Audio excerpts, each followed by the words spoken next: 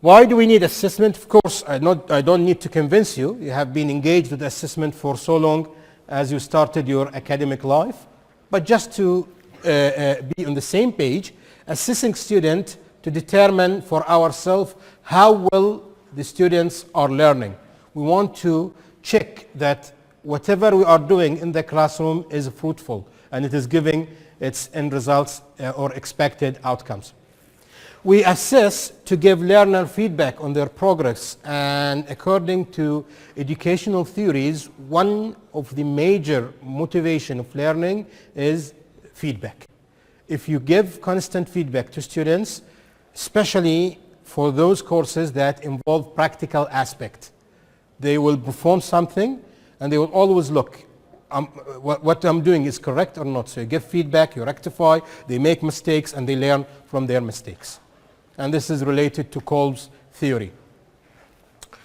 We assess learning to improve our professional through the scholarship of teaching and learning. Now, we are living in a world that are constantly changing. Methods, techniques, new things come, old things go away. So there are always improvement. We could always find some improvements in what we are doing. And as we improve our way of teaching, I mean, each discipline has its own ways and methods of teaching. Nowadays, in medical or medicine, we hear the term problem-based learning becomes much more familiar. And people there are using this type of educational technique more often, and it's becoming common. So problem-based learning in itself is something that you can do some scholarship or some research about. What type of problems? How do I give the problems? How the students approach the problems? And then you can also enrich the literature by giving the best practices on how to go about and deliver learning material in a very creative way. And this is also related to the fact that the classroom nowadays is a combination of high achieving students and low achieving students who want to just get a certificate to go to work. So, and you have to balance between those two. You have to address the high achieving students and you have to address the low achieving student so that nobody is left out. If you work at the level of the low achieving students, the high achieving students will feel demotivated. They will feel that this classroom is not meant for them. And they can stay at home and read the subject and it's enough. And if you focus on the high achieving students, the middle and low achieving students will start to think that you are not giving them the right attention. You are speaking a language they don't understand. You are tackling some materials that is challenging for them. So they be demotivated. Why should I attend? If I attend and if I don't attend, it's the same. I don't understand the thing. So let me just stay at home and find somebody to explain to me. So it's become challenging. The combination of and the change in paradigm, the paradigm shift that caused people to try and get a higher education certificate because it is required to get a job is putting more forces on academics to manage effectively the classroom. And also we do assessment to provide information to institutional and external stakeholder on how well the students are learning. There is a high demand. Before, that demand is not there. Now you are always asked to justify what you are doing. Why you are doing it this way. You have Ministry of Higher Education, you have quality assurance agencies, accreditation agencies who are constantly changing their methods and trying to get as much information as they can from you to make sure that what you are doing is achieving the outcomes you are looking for. So you have to address to those people, and you cannot address those people without proper assessment. So it's very important to craft assessment question, but I'm not going to go through that. I will leave this to you. I've gathered some notes about crafting assessment question. They are in the handouts, page page 33. There are small notes. Those notes are for you to read at your own time. And I'm sure that you can also find many resources in literature or on the internet, on journals, that tells you the importance of how to craft assessment question. But the main titles, I'll just go through the main. There are 3 points, the main titles. To what extent has the learning been successful? That is one important question. Has there been cognitive or affective change in students over time? This is related to Bloom taxonomy or the skills, knowledge, attitude domains. How do these results compare with others? These are the main 3 questions when we talk about assessment that we must answer in general, as assessment, when assessment is concerned. Okay? So these are the questions that we are looking for an answer by using or utilizing different ways of assessment. I have one activity which I want to work with you. This activity is a group activity, so kindly the tables will form groups, and then gentlemen in the back, you can form one group. You know, you can turn the chairs and sit in a circle so that you can do the discussion. And also ladies, if you can join together to form a group. What we will be doing, I have 2 categories, grades and assessment, or grading and assessment. And I want to fill these 2 blank boxes with remarks from you. The way you will do it is to use the post-it note that is on the table. We have 2 colors post-it note, green and yellow. The green will be used, G and G. Green is used for grades. When we want to define grade, we want to write differences between grades and assessment. So, and I'm going to give you some keywords that you can think about, but anything related to grades, we will write it in green and we'll put it in the green or the grades box. Anything related to assessment, we'll write it in yellow post-it note, and we'll put it in here. You can think as a group. Whenever you write something, just give it to me and I'll put it here. Once you finish, we can photocopy this and I can send it to you by email and also include it in the presentation, which will be uploaded into the website. When you are thinking about the differences between grade and assessment, you can think about keywords like focus. What is the focus of grades? Or grades focus on what? What is the focus of assessment? You can think about aim. What is the aim of grades? And what is the aim of assessment? You can think about emphasize. What is the emphasize? What the grades emphasize to the students and what the assessment emphasize to students and faculty. You could think at induction, what they indicate. You could think about domain. They are directed to whom? Nature, application, or any other keyword that you may think about. Write one difference in each post-it note. Don't write many differences in the post-it note. Just one difference, one thing related to grade, and we will put it here. One thing related to assessment. And you have 10 minutes. Whenever you have something ready, just give it to me and I will post it. As a group. You will work as a group.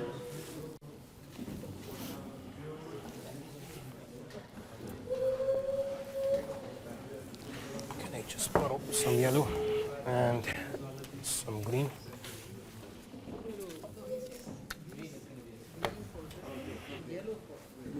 Green for grades, yellow for assessment.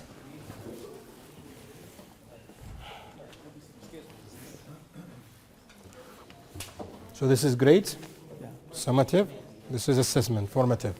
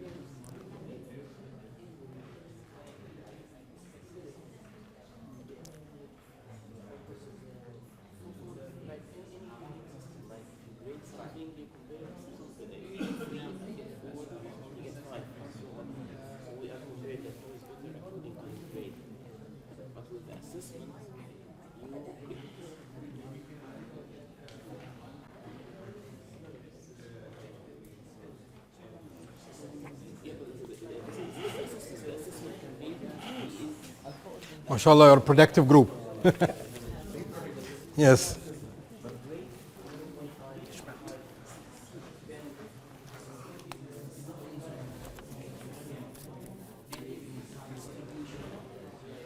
كتبتوا شيء؟ كتبتوا شيء؟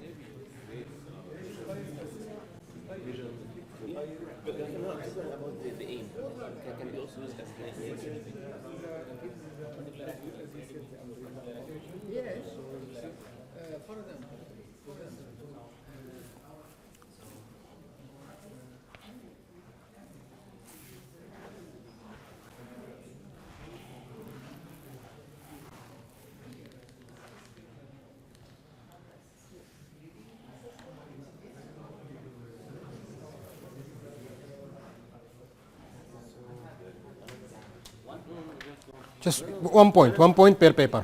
Yeah, this is one here for the, This is for assessment.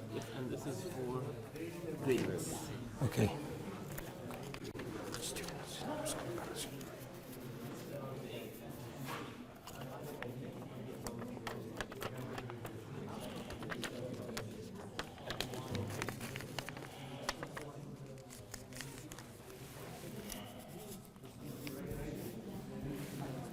Thank you very much.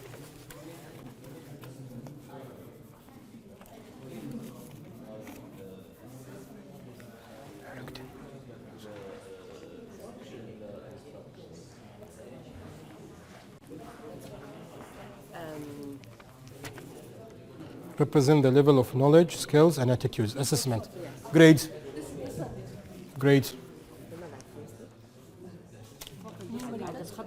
Numerical, but they don't represent what knowledge, what skills, and what attitudes.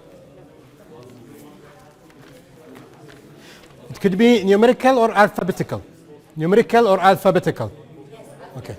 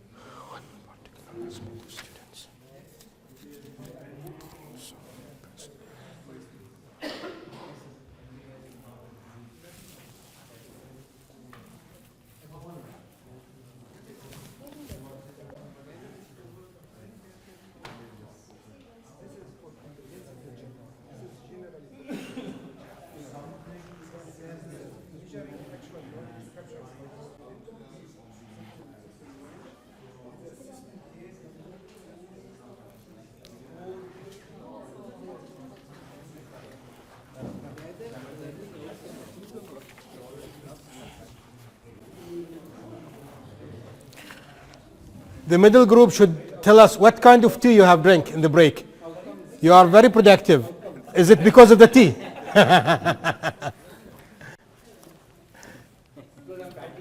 Okay.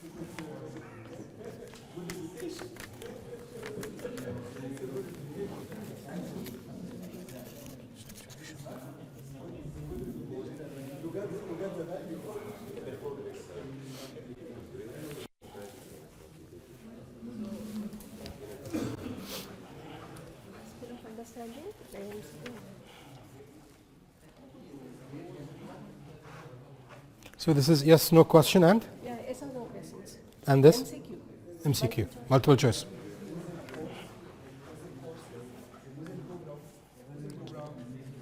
And this one? Skill of? Skill of understanding. Skill of understanding for grades. This is for grades.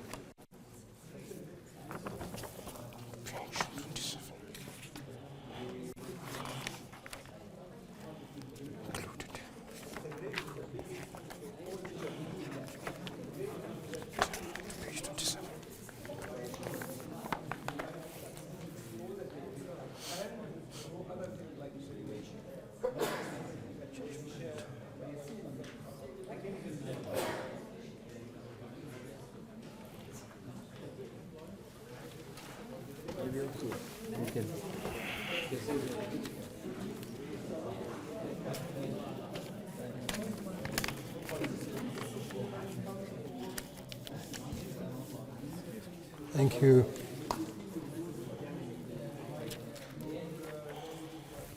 So many of the outcomes. Okay.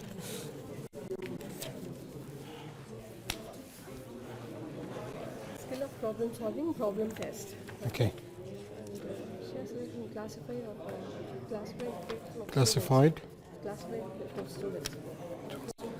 Okay.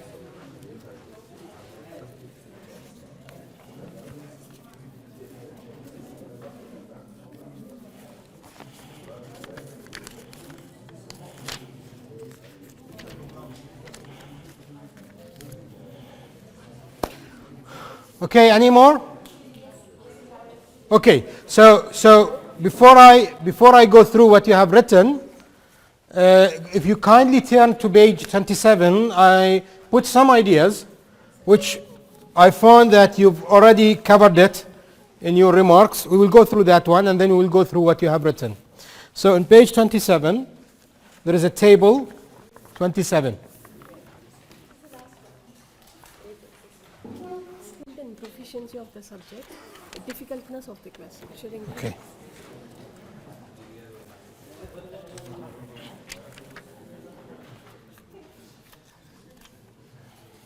Okay, so in page 27, first of all, we talk about the focus. So the grade focus on individual student.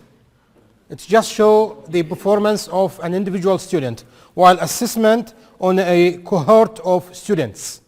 It covers the whole classroom of the whole students.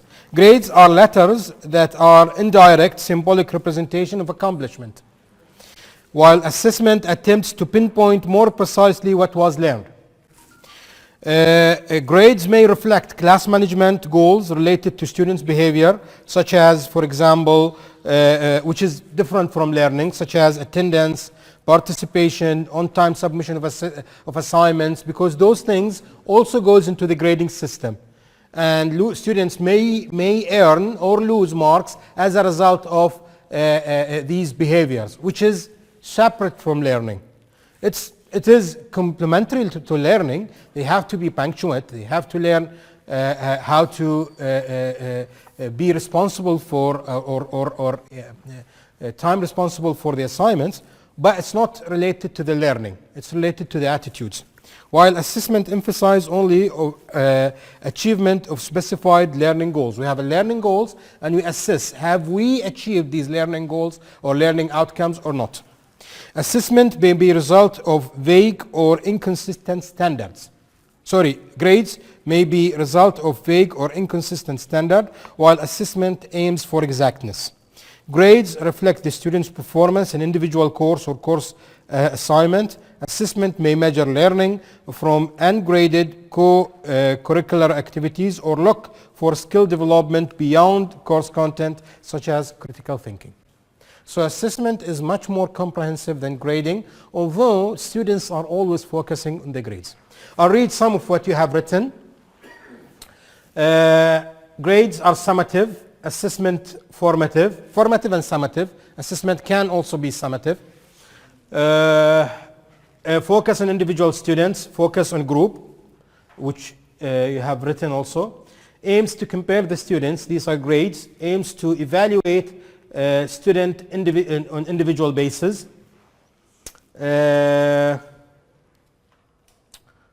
It measures grades measuring one aspect of students, while assessment focuses on a wide variety of aspects. So there is a lot of what you have written here, which is I find interesting. So what I'm going to do, I'm going to also photograph that. I have also yesterday's comparison table, and I will include this in the presentation, give it to the people who's organizing the event, and they will post it for you on the website so you can download and look at it. But the outcome of this activity is that grading is not as comprehensive as assessment. And although the focus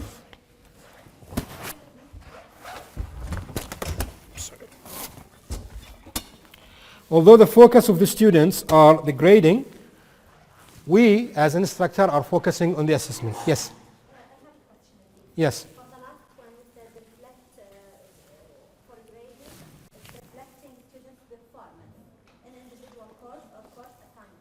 Yes. I think the word student performance, we have to use carefully because performance reflects knowledge and skills and belief and attitude. Yeah. So you disagree with the word, and it should be replaced by what? Reflect the student knowledge. If we just focus. So we have to specify. So performance is a much more comprehensive word that should be specified. Yes, and we get into the intangible elements. Okay. Learning. Okay. We say student performance. Okay. So it has to be specified, either skills, knowledge, or attitudes. Okay. If we put it in the assessment, then we said reflect the student performance, then it is acceptable. more Okay. acceptable. Okay. Just my idea. Well, I think it's a good point. It's a valid point, and I'm going to change this in my notes. Thank you very much. Okay. So this is as in general, and the outcome of this activity is that we should focus more on assessment rather, and also direct the students' attention to assessment rather than grading. Although grading is something we are using, it's just part of the system, but it is not the most important thing. It is not the most important thing. Yes. How much extent we can look into the assessment without the grade? Well, first of all, when we try, we could make the grades, or we could use a variety of assessment tool that, when integrated, the grade will be represented by many assessment tools. Like, for example, you should in your assessment tools, you should first not just rely on final exams or midterm exams. It should include some hands-on practical, like assignments, essays, or things that the students should engage in. You could also foster group work by giving small credit to, especially for those disciplines where the students is required to work in a team. For example, and this is a problem, there is a conflict, there is a dilemma here. Because we are afraid that the students might get relaxed and one student will do the whole work of the team rather than the team is doing the work, we tend to, let's say, support assignments that support individualism. Give assignments that each student will do separately. It's a problem, because we will end up, if we give group, we will end up having one student doing the work and then the rest are not doing it. But you can also overcome these problems by giving, for example, oral presentations. They can give small oral presentation, and this will distinguish who did and who didn't do the work. And you could reward those people who are doing the work better. But this is one example of introducing the aspects of soft skills. This could be done individually. This should be done in a group work, and I can design my assessment method in such a way that it will reveal each and every student how it worked. So I have tests, I have assignments, I have essays, I have a variety of assessment, and they all integrated to give me the grade. So the grade is not just related to, for example, tests, which will cause the students to try to be strategic, as the example I told you. They will search for methods to get past any system you put in the world. After some time, the people will become much familiar with it, and they will know how to shortcome. So you have to change. You have to give something here, something there. Try to have a variety. Some students, they don't do well in exams. They have this pressure under exams and they don't perform. So you have to give them the opportunity to prove that they have learned using other ways. And we will tackle some of these ways in one of the activities. Okay, so now we are going, we know now the assessment is very important. We know what is assessment, what's the difference between grading and assessment. Let us go back to the 5 levels of assessment. The level 1, assessing individual student learning within course. Level 2, assessing individual student learning across courses. Level 3, assessing courses. And level 4, assessing programs. And level 5, assessing institution. Now the question is, what information should be gathered at each level? What information should be gathered at each level? To answer this question, I have another activity to you. I have 5 questions, 5 areas with 4 to 6 questions in each area. So there are questions that must be asked at level 1. And there are questions that must be asked at level 2. Sorry, must be answered in order to say that we have done a perfect job of assessment at that level. These questions are presented in page number 5. Number 5. Okay. Now we will use what is known as collaborative learning. Instead of all of you reading all the questions, we will assign the questions to group. So level 1 questions will be assigned to the group in the back. Level 2, yes. Level 2 questions will be assigned to the group in front of them. Level 3 questions will be assigned to this group. Level 4 questions will be assigned to this group. And level 5 question will be assigned to the ladies. The aim of this activity is to design a poster that will explain to the other group what information, what questions should be answered in a very efficient way. We don't want just to list the question. We want you to use a metaphor, for example. We want you to use a graphical representation. You could use mind maps. You could use cause and effect diagram. You could use concept maps. You could use a metaphor, just one drawing that captures the whole question. The aim is to design a poster and use your full creativity, and we will put the posters, we'll display them here, so when other groups look at the poster, knows what kind of question that must be answered or must be addressed according to this level. So your task is not to answer the question, but represent the question to the other group. Do you understand what is required? Okay, I'm going to distribute flip chart papers to you, and then I'm going to give you 20 minutes, 15 minutes for thinking how you will be representing the questions, and then 5 minutes to work out your way of depicting these questions. And once you finish, we will display these posters one by one and look at the questions level by level and link them to the posters. This will explain the 5 levels to each and every individual in this workshop. Okay? You can use, there are some coloring crayons and pencils. You can use them. You can use the post-it note if you would like. There is one marker here. I can bring also some markers. So just use your fullest creativity in representing the ideas to the other. Okay?